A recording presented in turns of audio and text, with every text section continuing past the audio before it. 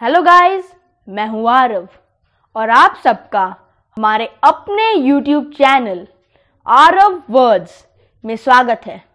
SCAR-COV-2-VOC 2020-12/01 और B.1.1.7 अगर आपको समझ नहीं आ रहा कि मैं क्या बोल रहा हूं तो जी हाँ दोस्तों, ये हमारा अपना कोरोना वायरस 2.0 है जो इस वक्त यूके में तबाही मचा रहा है। इसका प्रेजेंट स्टेटस क्या है? क्या ये पहले से ज़्यादा हानिकारक है? इंडिया में इसके कितने केसेस हैं? और सबसे इम्पॉर्टेंट सवाल, कोविड के जितने भी वैक्सीन्स हैं क्या वो इस पे काम करेंगे? ऐसे बहुत सारे सवाल आपके मन में उठ रहे होंगे। इन सब सवालों पे चर्चा करने के लिए बने रहिए हमारे साथ।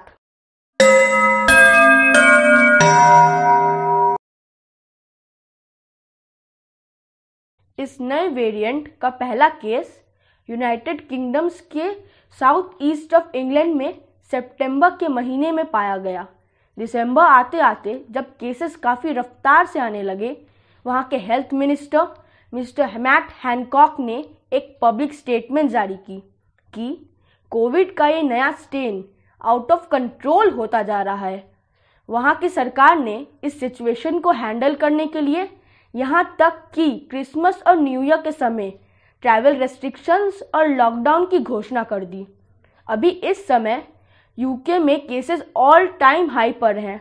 ऑन एन एवरेज हर दिन 50 से 60 हज़ार केसेस आ रहे हैं। अगर यूके गवर्नमेंट की माने तो 23 दिसंबर से 30 दिसंबर के दौरान 3 लाख से अधिक केसेस आ चुके हैं। इस खतरनाक सिचुएशन को हैंडल करने के लिए वहाँ के prime minister mister Boris Johnson ने लंदन और साउथ ईस्ट ऑफ इंग्लैंड में 4 जनवरी से कंप्लीट लॉकडाउन की घोषणा की है, जिसकी फरवरी के महीने तक जाने की संभावना है।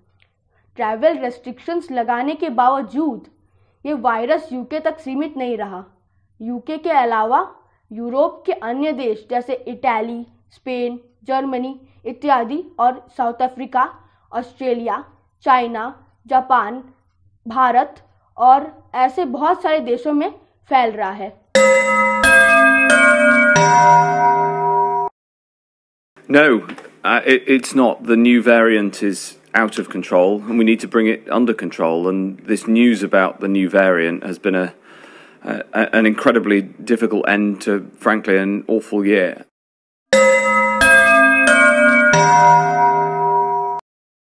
चालीस से भी ज़्यादा देशों ने यूके की सारी फ्लाइटों को रद्द कर दिया।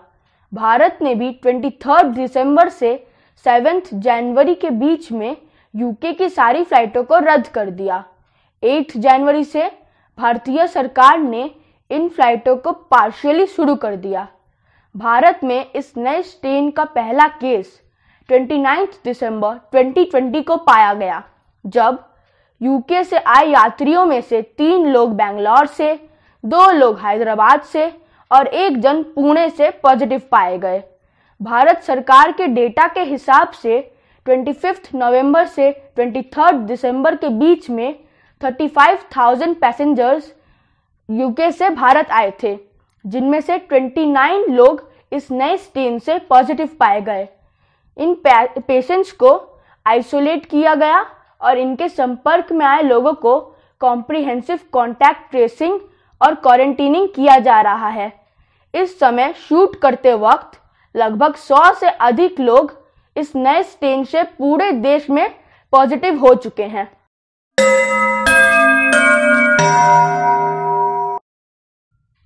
साइंटिस्ट कहते हैं कि कोविड के वायरस का इस तरह इवॉल्व होना एक बहुत ही नॉर्मल बात है।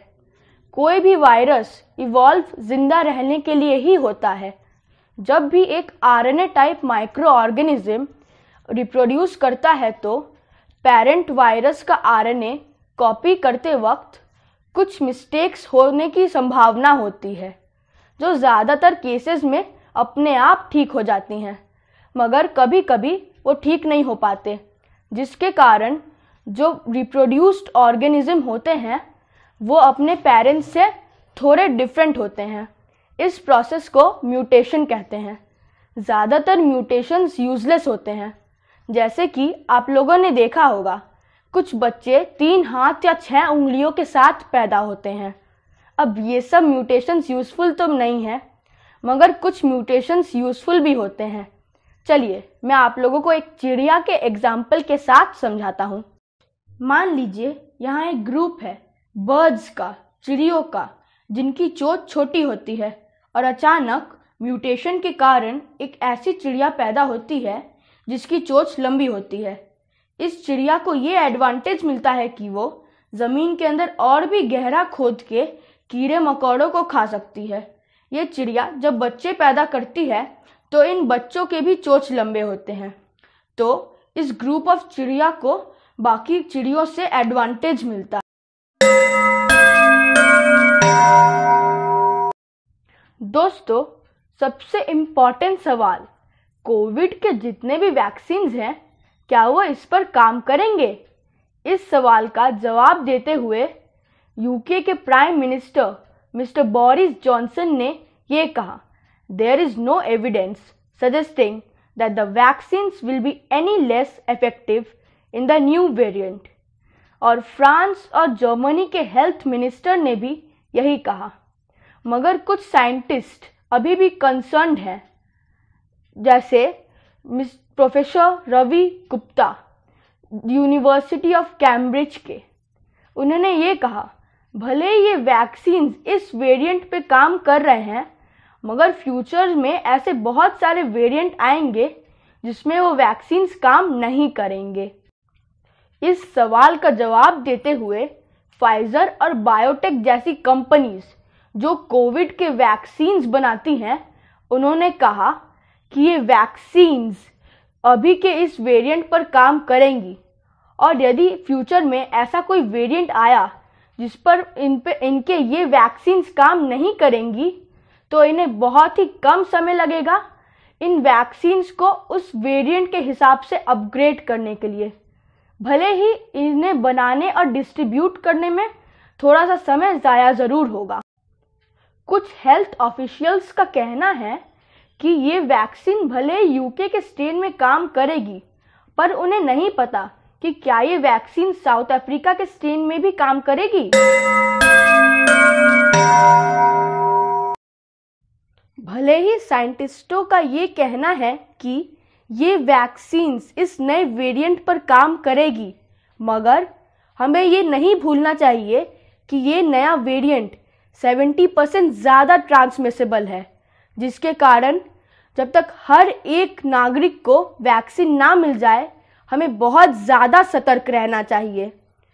यूके में इस नए स्ट्रेन के ज़्यादातर केसेस 20 साल के नीचे के लोगों में पाए गए, जिसका ये मतलब है कि ये नया वेरिएंट ज़्यादातर यूथ में पाया जा रहा है।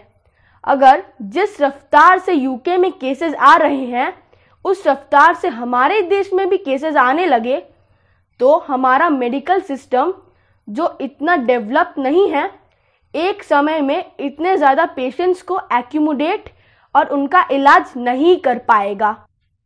कुछ चांसेस हैं कि ये म्यूटेशन कोरोना वायरस के टेस्ट के बाद फॉल्स नेगेटिव रिजल्ट भी दे सकता है, जिसके कारण ये केसेस और भी ज़्यादा बढ़ सकते हैं।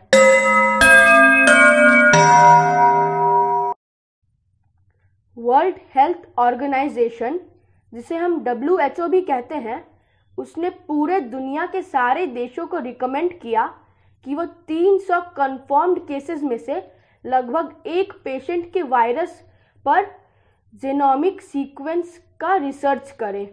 यूके ने लगभग 6.0% पेशेंट्स में रिसर्च किया, जिसके कारण उन्हें इस नए वेरिएंट के बारे में पता चला, पर हमारे देश भारत ने सिर्फ 0.5% लगभग 1 करोड़ से ज़्यादा लोगों में से सिर्फ 5000 लोगों में रिसर्च किया, जिसके कारण एक बहुत ही स्ट्रॉन्ग पॉसिबिलिटी है कि हमारे देश में एक नया स्ट्रेन हो और जिसके बारे में हमें पता ही नहीं है, और जब तक पता चले तब तक देर हो चुकी हो।